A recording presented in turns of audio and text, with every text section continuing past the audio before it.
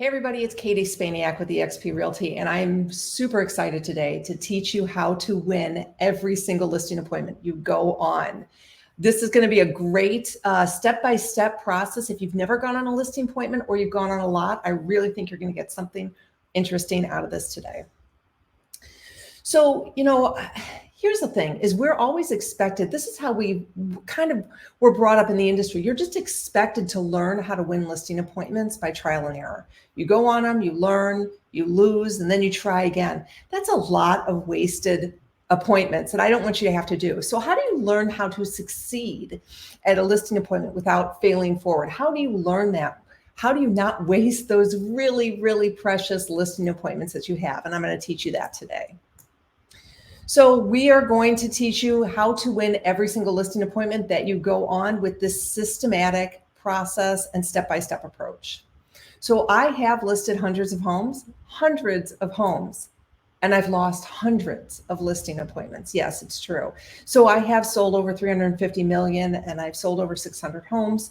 And I've been in the business a little over a decade. And I can tell you that it is very painful, when you lose these listing presentations. So I'm going to be honest with you. This truly, I know that is not me, but that is how I felt. I'm going to give you a real life example. This is a few years ago that actually I had gotten a listing appointment and I didn't write it down. I guess I didn't write it down, or I wrote it on the wrong date. I didn't really have any system or a process, and I wrote it on the wrong date. And I get a call, and it is this potential seller who's like, "Where are you?" And I said, "Oh gosh, I thought our appointment was next week." And she's like, "No, it's right now." And I said, "Oh my gosh, I am so sorry. I can be there in like 45 minutes. And she said, "No, forget it." She said, "I don't need you to come if this is how you run your business." So you can imagine I was completely horrified that I had done that. I felt terrible. And from that point forward, I have always followed my listing process with these sellers. So what I'm going to teach you today, we're going to write out your listing process, and it's going to increase your chances of winning every single appointment. And once I did that, I really have a very, very high percentage of winning every listing.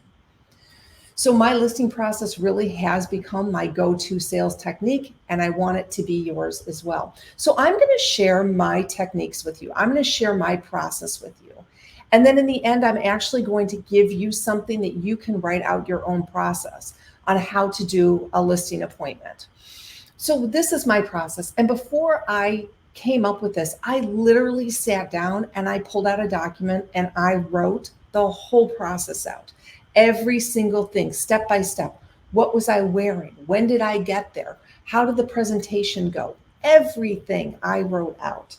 And I want you to think about doing that too. So here is my process. This is what I wrote out. If I get a call or a lead comes in, the first thing I do is I go and I enter it into my CRM system. If you are not using a CRM, you need to use one. It is imperative to your business. It can be high level, it can be low level, but you do need something.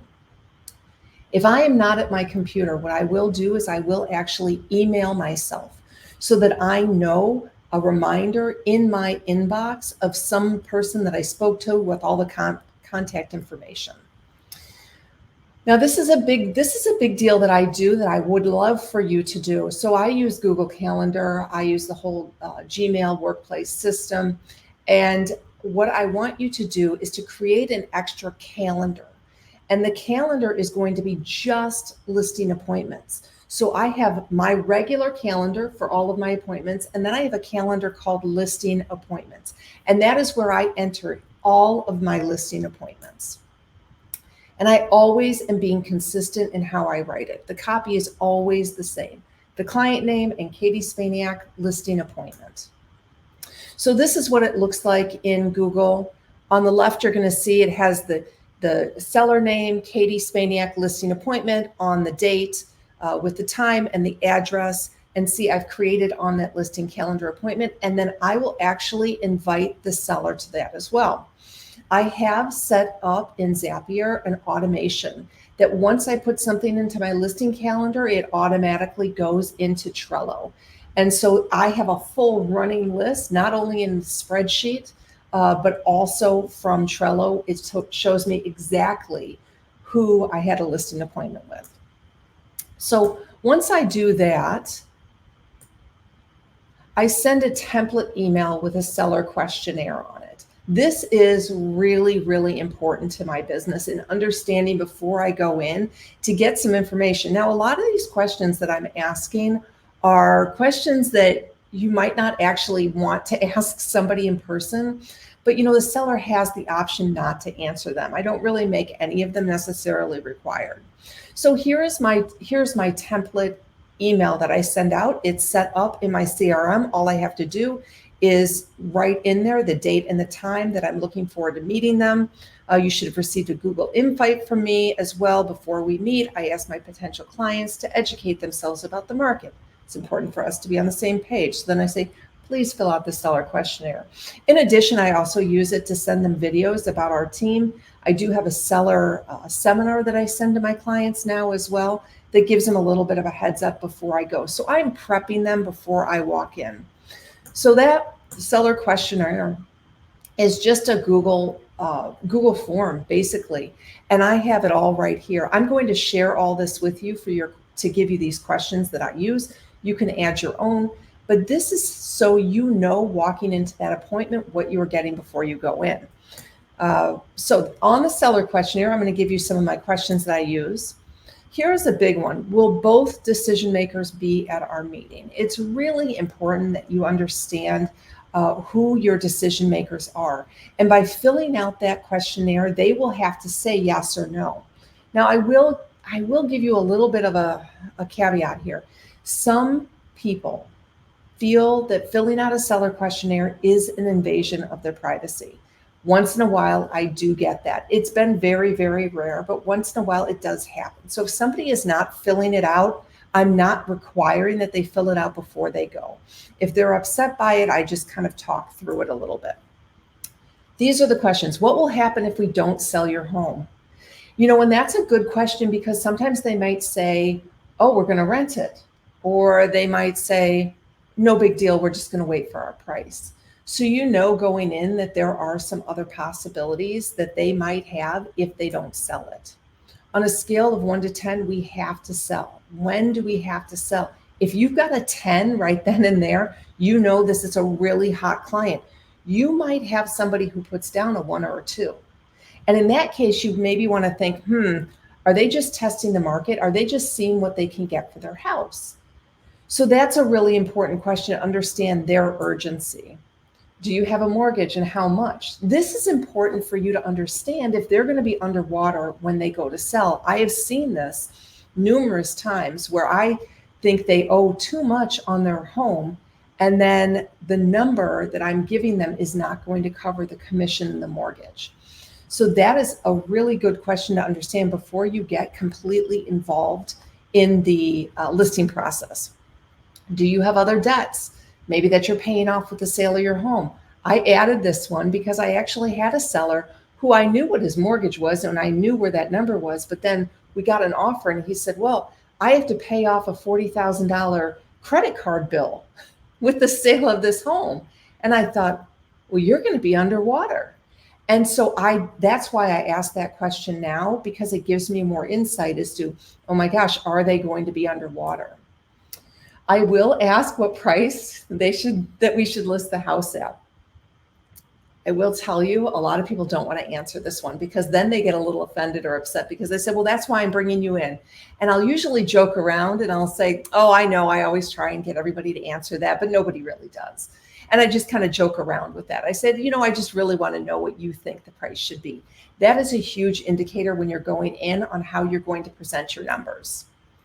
So what is the price you will not sell under? Now, they will usually put a number in there. However, I have found that number is usually not true. They're usually below that number, but it gives me a good starting point. Once in a while, they will say that. And then when I get in there and I run my numbers, and if my numbers are lower than that number, I'll say, well, you told me you weren't going to sell below X amount.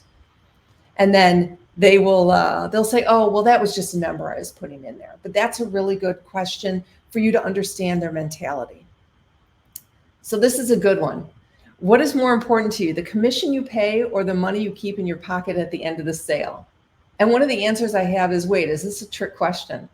Because really you want them to understand that it's really more important for them to get money in their pocket at the end of the sale, no matter how much commission that they're going to pay, to make them realize that somebody who might be charging a lower commission is maybe not going to be able to get them the amount of the houses they want because maybe they're not a good negotiator, they're not a great agent.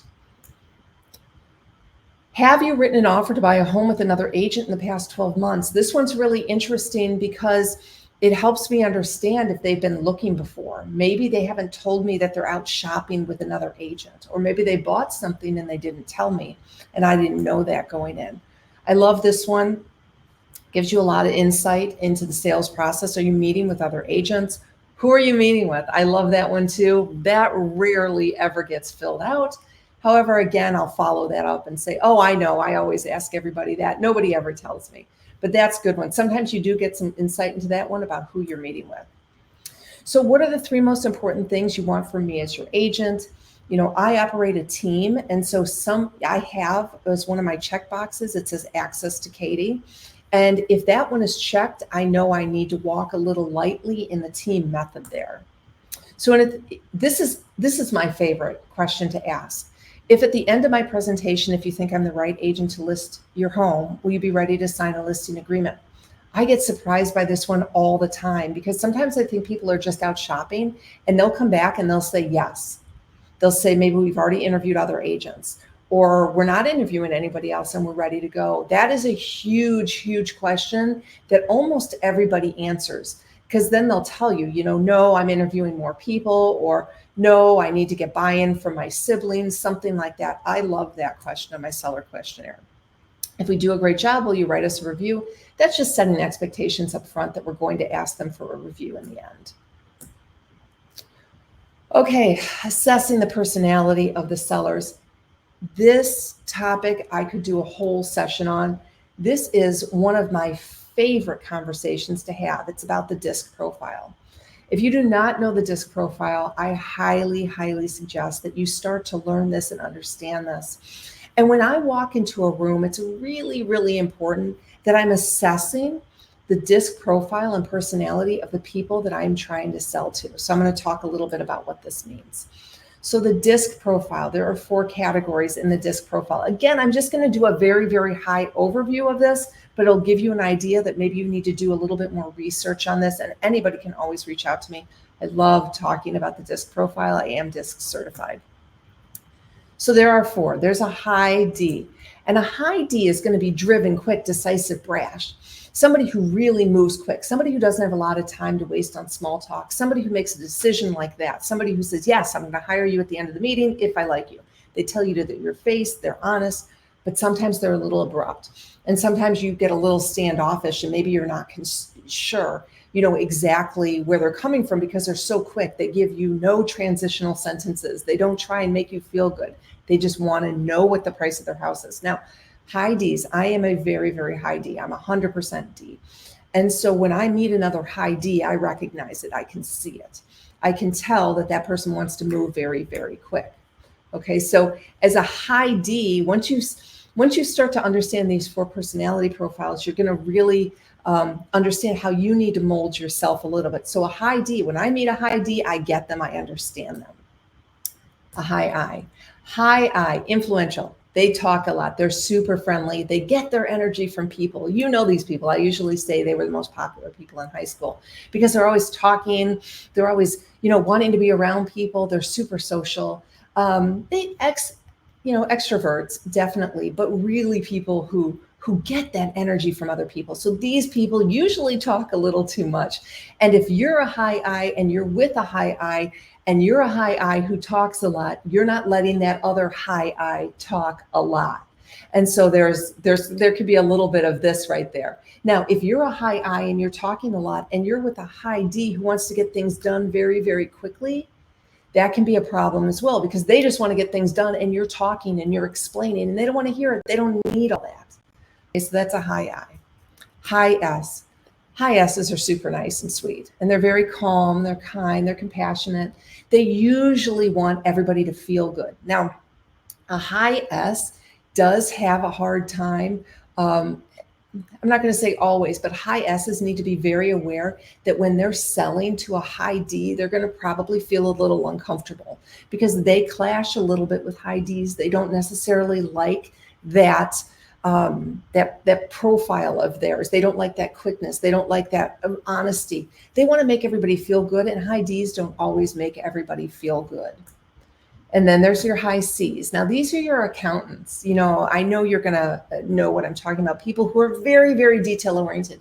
They ask you a million questions about who you are, your process, what are those in marketing you're going to do, your commission. They want to read the contract over and over again. Maybe they interview 3 or 4 agents and they're getting all of their facts together. They're reviewing all of the comps and they're very, very detail oriented. Now, these are the 4 personality profiles in the DISC profile. And when you usually are going to be 2 of these. So when I'm writing this out for you, I really want you to say, okay, which ones am I? I will tell you, I'm a high D, 100% D, and I'm like a 50%, 60% I.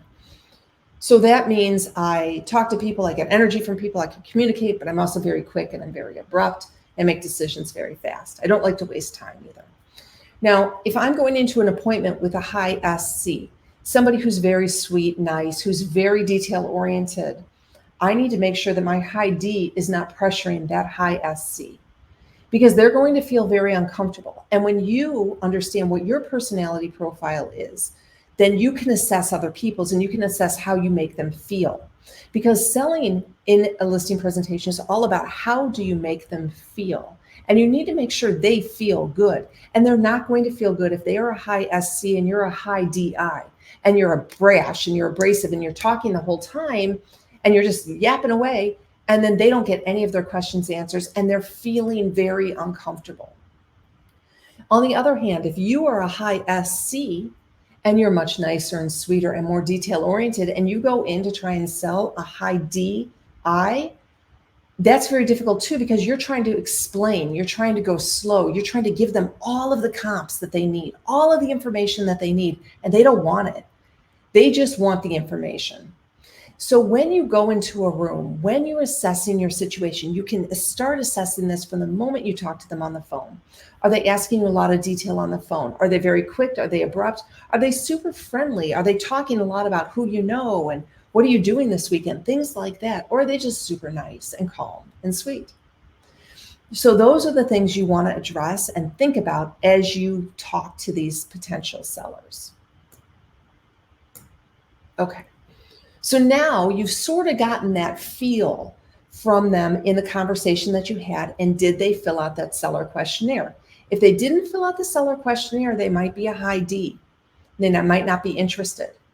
Or they might be a high C and they don't want to give you that information.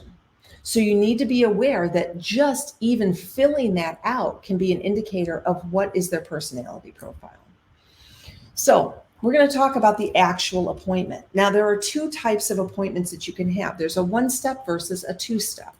So a 1-step is where you just go in and you give the sellers the price right there. You don't come back. And I will recommend a 1-step if you know the location well. If you are the last agent in, I definitely would recommend a 1-step. Or if they are high D profiles, like I said earlier, somebody who's a high D does not want to wait around for you to come back again. Now, I do recommend a 2-step if you are the first agent coming in and the last agent is coming in a week later. Usually the first agent will lose the listing. Now, I have won listings when I'm the first one, but the further away the decision comes from that first appointment, the less likely you are to get that listing. I recently just had one like that. I was the first agent in, and the other agent was out of town, and the seller decided to wait to have that second agent in, and it just increased the time from the first appointment to that last appointment. I also recommend a 2-step if you didn't build enough rapport. So let's say you go in and you're just not feeling it. Like it's just not a good fit and you realize you need to build this relationship and this rapport a little better. I might call an audible on that one and just kind of say, okay, we're gonna come back next week when I can bring you the comps, something like that. If you really don't know the comps, I would do a two-step because you need to understand the comps. You need to understand the area. So most new agents are going to do a two-step. A one-step as a new agent is a little more difficult and does require a little more experience. So the day of the appointment, and this is what I wrote out. I wrote out exactly what I do from start to finish. So reviewing the seller questionnaire, I look to see if there are any red flags. Are both decision makers going to be at the appointment? Is their mortgage too high? Have maybe they not given me enough information? They seem a little evasive. Maybe they're just trying to get information from me. So then I personally do a one-step appointment. I pull up on my computer ahead of time the comps. And I'm going to get into how to do the comps in just a minute here, but I will pull up the comps in that very tight area before I go in. And I don't really necessarily have an idea of what their house is worth yet. I have a gut feel. I just go with kind of my gut feel. So I'll pull in the driveway 5 minutes early. If you know me, it might be 2 minutes early. That's kind of my thing, but I do say I do like to make sure that I arrive early. I'd write that in there. I actually wrote down, what do I wear to a listing presentation? When I first started, and this was before the days of COVID, I said, I would never wear jeans to a listing presentation. That was just my own personal, thing that I wanted to convey as my, person to them, my professionalism. So I make sure my phone is off. Like literally, I want you to write everything down. Make sure my phone off. Go greet the sellers, and then I kind of assess their personality profiles. So when I walk in the door, if they're very quick, very abrupt, and they want to run the conversation, they're usually a high D. Now, if you're working with a high D, you have to be very careful on how you maneuver the conversation for them, because you don't want them to necessarily feel like you are in charge, because they are always usually in charge. So then you want to understand, what is their disc profile? I ask to sit and talk first. I do not like talking and walking around the house. And the reason why is because we have not built any rapport yet. And it's very hard to walk around the house building rapport. In addition, I hate looking at homes. Because, I've been in so many of them. I'm like, okay, that needs to be fixed. That's bad. That's good. And I'm a high D, remember? So I do not like walking around homes for 30 minutes. I've had 30, 45-minute walk-arounds with people because they're explaining, and then we're talking about, their situation. I would rather just go in, sit down, and have a conversation with them to build that rapport in the beginning. So when they come in, when they answer the door, what they'll usually say is, oh, do you want to walk around? And I'll say, I'd love to just sit and chat first. And typically they'll say, that's fine. Like, they don't have this huge agenda. They don't know that most people take you on a tour of the house before you sit and talk. So I will say, no, I'd like to just sit and talk if that's okay with you for a few minutes. And they'll usually say yes. Now, what I wrote down, how do I sit? Where do I sit? Do I prefer to sit at a table or on a couch? I do prefer to sit at a table. However, if you have two people at that table, you need to think about, how are you presenting to them? I don't like to sit at the head of a table when I'm presenting to other people, because it does exude a sense of power. And so I don't prefer to sit at the head of the table. However, the other thing is if you are sitting sort of on the side, and then you've got one seller here and one seller here, then you're always looking back and forth between two sellers. So it makes it uncomfortable as well. Ideally, I like to sit at a table where I'm viewing both of them, one at the head of the table and one usually across from me, so that I can talk to both of them at the same time, and then I can turn my computer around and show them. Now, if they don't have a table to sit at and we have to sit at a couch, it can be a little more difficult to present my comps at that point. So just something to keep in mind. You might need to kind of change it up depending on what their situation is like. I'm always building rapport right out of the gate. I just want to connect with them. So usually the conversation and the tour is going to take me about 30 minutes. I usually like about 15 to 20 minutes to have the conversation on that I'm going to explain to you, and then 10 minutes for the tour. I do not want to be walking around the house for more than 10 minutes. I just don't need it. I don't want it. I don't say that to them, but we've already talked a lot. So then all we're doing is talking about the house when we're walking through it. So the forward questions are family, occupation, recreation, and dreams. And these are conversations just that you would make with people to build that relationship. I mean, this is not rocket science. How do you build a relationship with anybody in your life? You talk to them about things. You talk to them about their kids. You talk to them about where are they moving? Do they love this house? Things like that. Just build that rapport. Your job is to make them feel good.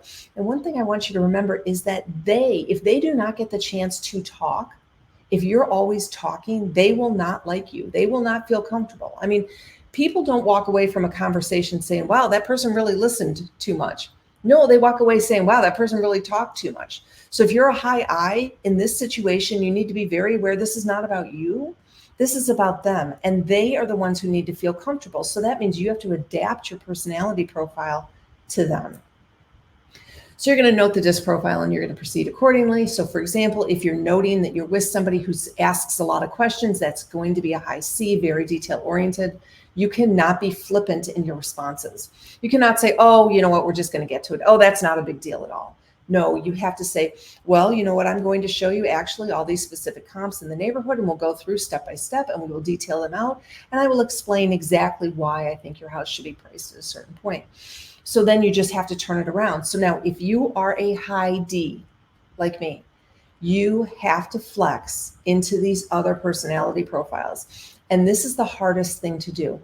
High S's don't necessarily have to become a high D. High C's do not necessarily have to become a high D, but a high D has to become an S or a C or an I. Most D and I's are kind of, they're partnered up. If you're a high D, you usually have quite a bit of an I in you as well. So that's the same thing. But if you are a high D and you are with a high C, you can go like this. I mean, it can be very confrontational if you are not adapting to that personality profile. So then you can just talk about the questionnaire that you got from them. Oh, I saw that you wrote an offer with another agent. Tell me about that. Or, also on mine is, are you planning to sell your house by owner? Oh, why are you selling? What are you thinking about selling by owner? Your job is to be curious. You just want to be curious about this. Don't be like, oh my gosh, if I ask them this question, they're going to think I'm a salesperson. No, just be curious. Like, oh, you bought another house or you wrote another house with an agent? What happened? Aren't you curious about that? Yes, super curious about that. Oh gosh, you aren't interviewing other agents. Okay, that's great, terrific. Tell me more about your process here. Like, at whatever it is, just be curious, okay? Now, when I wrote this out, I actually wrote out, discuss the market at that moment. And it's really important. This is kind of a layup. You are prepping them for the conversation you're going to have about pricing at some point. So you want to discuss the market. What is the market doing? Well, let me tell you a little bit about what the market is doing right now. We are going up right now. Interest rates are really high. We are seeing people still buying the house. There might be multiple offers, but if you're listed too high, unfortunately, you're going to sit on the market. Something like that, whatever it is. Or the market's going down. We're finding there are not as many buyers. We've got issues with, recently it's been with insurance and roofs. Something like that. This is where you want to show your expertise and you just want to talk about it. And they're like, oh, wow. Okay. That's good information. I didn't know that at all. Now, and then what I'll do is I will provide a very, very brief description about what makes us unique. I'll say, we operate as a team. I am a team leader. I have multiple people on my team to service you, and we provide you a high level of customer service.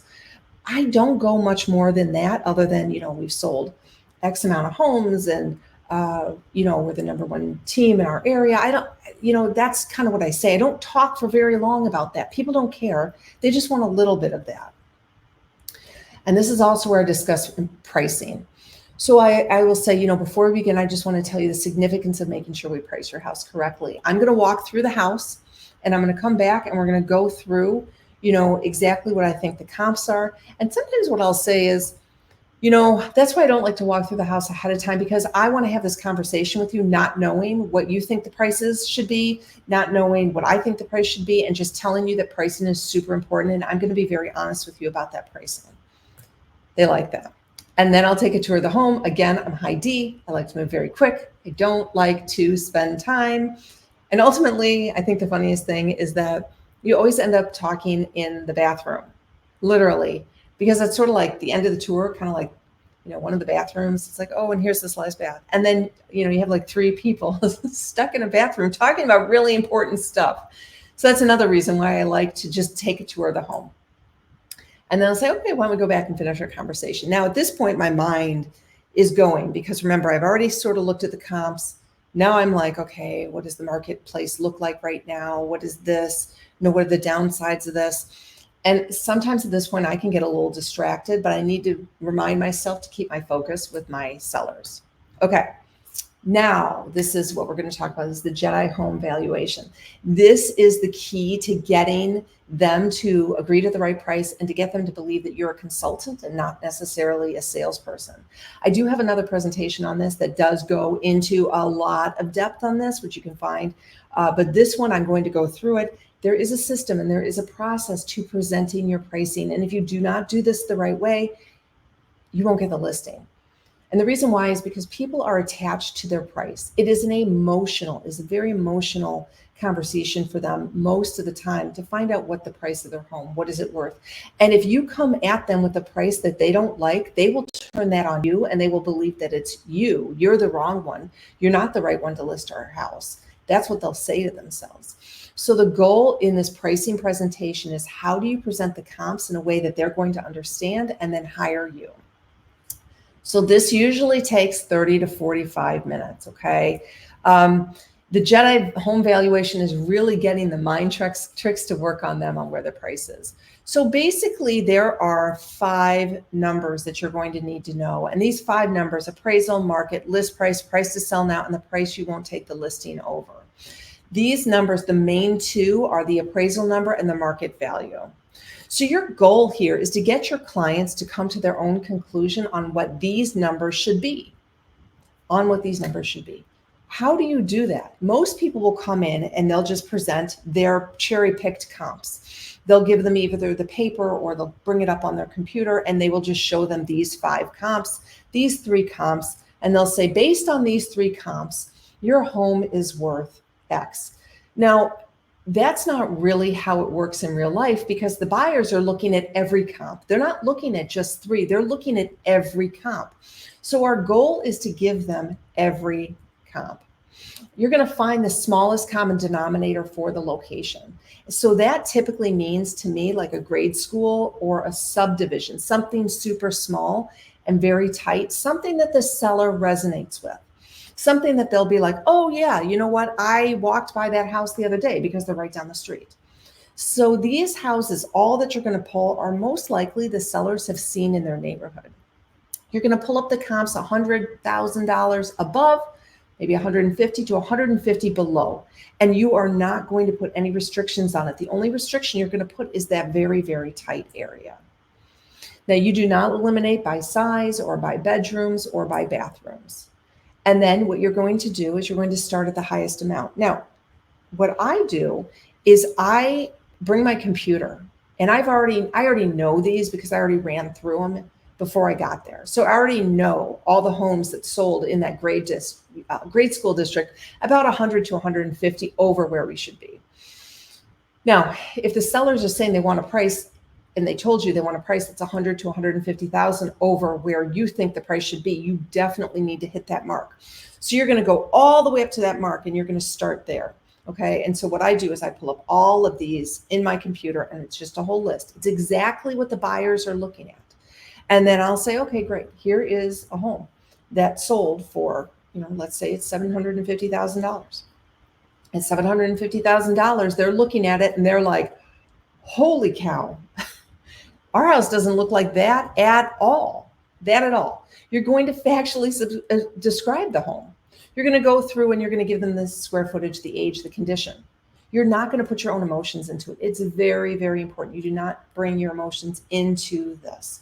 So you're going to go into what is the factual statistics on the house, location, days on market, list price, and sold price. You're going to give them all these. So this is a 4-bedroom, 2.5 bath colonial. It's around the corner from you. It's in very good condition, as it has a new kitchen. Looking at this comments, it actually has a new roof, new mechanicals. You can say all that. And what they'll usually do is they'll look at you and then they'll be like, ooh, holy cow, I thought our house was worth $750. But obviously if that house sold around the corner for $750, we are nowhere near $750. Now, you do not give your opinion. I can't stress this enough. I've taught this many, many times, and people still are giving their opinions. You are not giving your opinion. You are just showing them these homes. You're going to go through and you're just going to list out all of these comps. You're going to let them tell you that their house is not as nice as the ones that they're seeing. Eventually, you're going to get to this point where they are. And then they're going to see, oh my gosh, that sold for 600. I thought our house was worth like 700, 750. Again, you are not tying yourself to the emotion of this price. You are not making them think that you are the one making the decision. They are the ones who are seeing it. So as you kind of get below that price that you think it should be, then that's where you start to compliment their house to make them feel a little better. Oh yeah, this is a 4-bedroom, 2.5-bath house, but you know what? That one is not as good a condition as yours, because by this point, they need to be feeling good about something. Because right now what you've done is you've shown them all these homes that don't make them feel good. And then you're going to show them a house way, way lower, 50 to 75 lower. And then you say, you know, this is a comp, but it's really not, because it's a lot lower than yours. But you need to give them this number in there. You need to show them the low, low number. And then you're just going to ask them their thoughts on price. And by this point, they will most likely give you their real thoughts. You couldn't get this number out of them before the seller presentation, but you can after you do this, because now you're a team, now you're a consultant, you're not a salesperson. So they will give you those numbers generally. They don't usually say, well, that's up to you, you tell me. You're just having a conversation at this point. And then what you're going to do is you're going to tell them, you're going to give them 4 or 5 numbers. I use the word 5 in parentheses because sometimes I don't give the last number. So you're going to say, you know, based on paper, your appraised value is X. So based on paper, your appraised value is probably 625, maybe. The market is going down right now at this moment. And so I think the market is maybe only going to pay 600 for that home. And so you're sharing that the market value is different than the appraised value. Okay, so now you've given them 2 numbers. You explain the significance of an appraisal. You explain the significance of what a market value is. Market value might mean if they have a bad layout or they're on a bad street, or, you know, there's something wrong with the house, the market is not going to pay as much for it as they would on a different house possibly. So then I'll give them the list price, which is basically a maximization between the appraised value and the market value. And this really is kind of an art. I might do a range. I will give them the price to sell now. This is a really, really important number because it gives them a low number. And this helps with price adjustments at some point if they choose too high of a price. So I'll say, you know, and your price to sell now is $549. And they'll, what? You've got to be kidding me. I can't believe it's $549. And I'll say, but you know, that's really if you just don't want to do anything and you just want to sell it. Okay. Now that puts that number out there. I don't always give the price that I won't sell over, but sometimes if you're up against multiple people and they want to list really high, I might say, you know, I won't list this house higher than $699. I just won't, because it's going to be a waste. People are not going to come into the house. And then you explain the pricing to them. So you explain all of what the appraised value is. You explain the criteria. You know, you say it's 3 to 6 months, it's age, it's square footage, it's condition, it's location. Now the appraiser, the reason the appraised number might be higher than the market value number is the appraised number is data right there. The appraiser doesn't necessarily feel the market. The appraiser doesn't know how many showings we're getting on our listings. They're not working with buyers to know what the buyers are saying about these houses, but as an agent, you will. So you need to give them what an appraiser is going to give them. And then you need to give them what the market value is. Now, this is an emotional number. The market value might be that, oh my gosh, a home like this is never going to come on the market again. And so a buyer might pay more. You know, so it's not necessarily data driven, it's more emotional. So if the market is hot, it's a hot property, the market value might be higher than the appraised value. If the market is slow, this home is not very desirable, the market value might be lower than the appraised value. Give the price to sell now and give the recommended list price. But by this point, the sellers typically will be aware of where the house should be in range. Typically.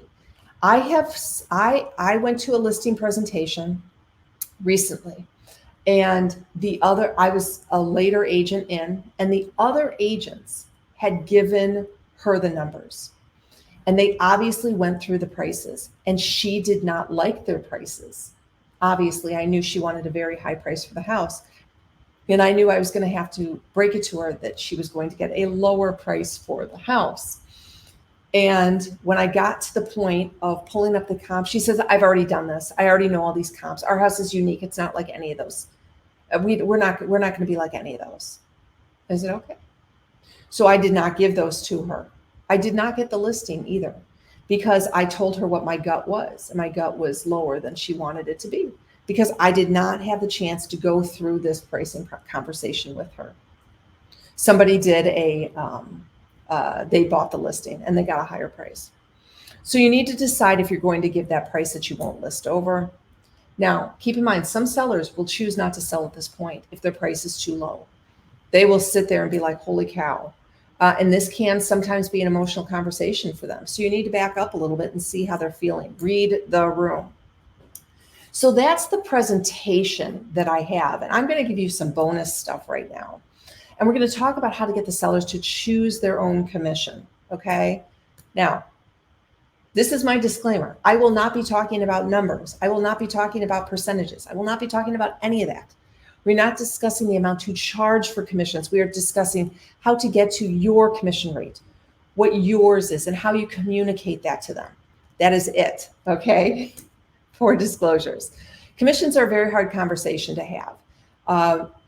Many times we as agents believe it's all about commission, but it's really, really not.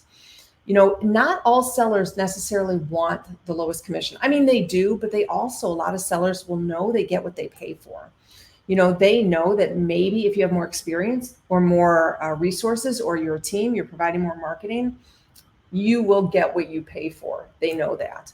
And not every seller wants you to reduce your commission. They want to maybe see how you negotiate. Because if you're willing to negotiate your commission, what are you going to do when it comes time to negotiate the sale of their house? So they might be playing with you a little bit on this commission, and it is a negotiation. You have to come to terms with what's good for you and what's good for them.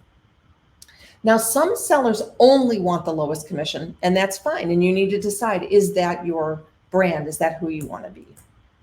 And some sellers just want a deal. So you could tell them your commission in the front is really, really high and then bring it down a lot. And they feel like they've gotten a deal. So you need to understand, what is their motivation? So now don't fight it anymore. I want you to pick what your standard rate is. I want you to decide in your mind. Now, this doesn't mean that that is all you do, but this means in your mind, you have your standard commission rate. And then I want you to decide the reasons that you might reduce your commission. Whatever they are your reasons. So for me, if somebody's a past client, yeah, I'm willing to reduce my commission. If somebody's a current client, yeah, I'm willing to reduce my commission. If somebody has referred clients, yep, willing to reduce my commission. If they're a part of a group and they get some type of a discount, yep, I'm willing to reduce my commission. Or if they are financially in need. Now, I don't tell them that if you need the money, I'll reduce your commission. I don't really say that because that's just on me, or if I really, really want the listing, I might reduce my commission. By you coming up with your own standard, you will feel like there's a real process and a real system to your commission. It's not just a random, I don't know, I guess I'll just charge this. It's not like that. It's, you have a reason for what you're charging. And I also highly suggest you write this out. Write this out and make sure you know what your commission is. And this is not based on what anybody else's commission is. This is your path. This is your process. This is how much money you are going to make. That's it, okay? But you need to decide, are there reasons that you're going to reduce your commission? And are you going to be okay with it? And when they ask you, will you reduce your commission? First of all, I don't have that conversation on the phone. If anybody asks me, will you reduce your commission or what is your commission? I don't talk about my commission on the phone. I say, yes, yeah, I have reasons I'll reduce my commission. That usually allows me to get an appointment in the door. Okay, so I usually can at least, because if you're just talking commission, there's no value add there. So I'll find their motivation. When they say, will you reduce your commission? You'll say, do you want me to reduce my commission? And sometimes they'll say, no, I was just asking. Like literally, like sometimes they'll just, don't assume what they're looking for. And then typically what I'll say is, I reduce for these reasons. If you're a past client, I'll reduce. If you referred me a client, if you buy and sell with me. So have these conversations ready. Write this out before you go into the listing presentation for yourself. What is it that you feel comfortable charging? Write them down and practice them. Be confident, own it. You know, and it is what it is. This is your rate. This is how much you charge. Just like an attorney charges, they know exactly how much they charge. Do they reduce? They might. And they might have reasons for reducing. You know, you need the same thing. I want you to know what your commission rate is, and I want you to stick with it. You know, don't worry about it. And if you do reduce it, I want you to just to own it and be like, yeah, you know what? I really wanted that. I really wanted that listing, so I did reduce. And I knew I was up against a lot of other good agents, so I did reduce my commission. This is up to you. I just want you to own that and have that conversation. And you know, with the conversations about commission nowadays with these sellers, especially buyers too, you need to understand, you know, you need to understand yourself. You know, you charge what you charge for a reason, and it's okay to charge what you want to charge. And you should own that, and you should have these conversations ready for your sellers, because there's going to be a lot of conversations about commission coming up in the future. And you just need to make sure you have that ready. You know, one thing that I didn't mention in the earlier is that what you didn't see in my presentation was me talking about my marketing. And the reason why I don't necessarily talk about my marketing the reason why I don't really talk about my marketing during these presentations is because it's not about the marketing. It's always about the price.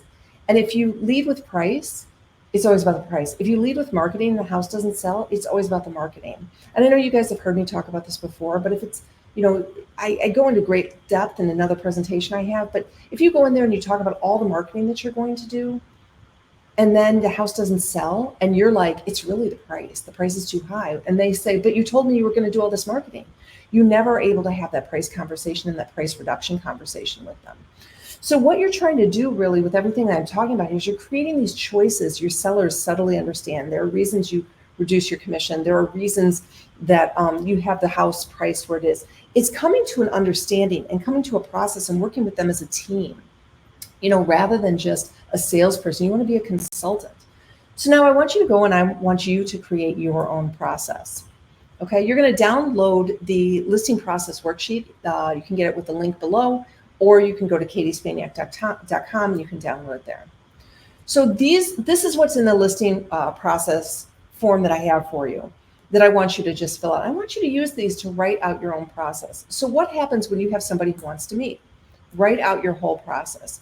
Are you entering your CRM? What are you doing with it? Confirm the contact information is correct. Add into calendar. Invite sellers to the meeting. Everything that you're going to do, I'm just giving you ideas. What is your follow-up? Is there a seller questionnaire? What are you going to do with that?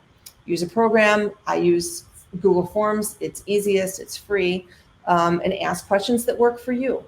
You can create the Zapier integration to go to your CRM or your Trello board, whatever it is. And then write out your script. What do you do the day before the appointment, the day of? Is there a listing presentation being dropped off ahead of time? What are you going to bring? Will you do a one-step or a two-step? What does your physical presentation look like? How will you greet the seller? When will you build rapport with them? And when will you go through the home? All of this, write it out. What is your follow-up? Everything should be written out. I want you to visualize this. I want you to know. I don't want you to waste these precious listing appointments by losing them when you go in, like I did. Like I've lost hundreds, maybe thousands of listing appointments that I have lost. I don't want you to learn through trial and error. I want you to do this early on. And even if you are a new agent, write it out. You can ask another agent in your office who can review your process. Do you think this is a good process? I'm going to tell you, that experienced agent probably doesn't even have their own process written out. And they're probably going to say, you're kidding me. This is amazing. I love this. I think I'm going to do this. So if you master this process, and you will just never lose another listing appointment again. Now I'm going to say never. I'm going to say never. But this will make you feel confident. This will make you feel secure. This is going to make you one of the top listing agents in your area. And I want you to go in there. I want you to secure those listings. I want you to think about becoming a partner with these sellers. I want you to think about having them come up with the price, working through the commission conversation where it's no longer stressful for you. I want you to take these tools and go do it for you. And I want you to kill every listing presentation you go on. You are always welcome to reach out to me. I am more than happy to chat with anybody. And honestly, I wish you a ton of luck. And I know you're going to do a better job than I did when I first started. Thanks for watching.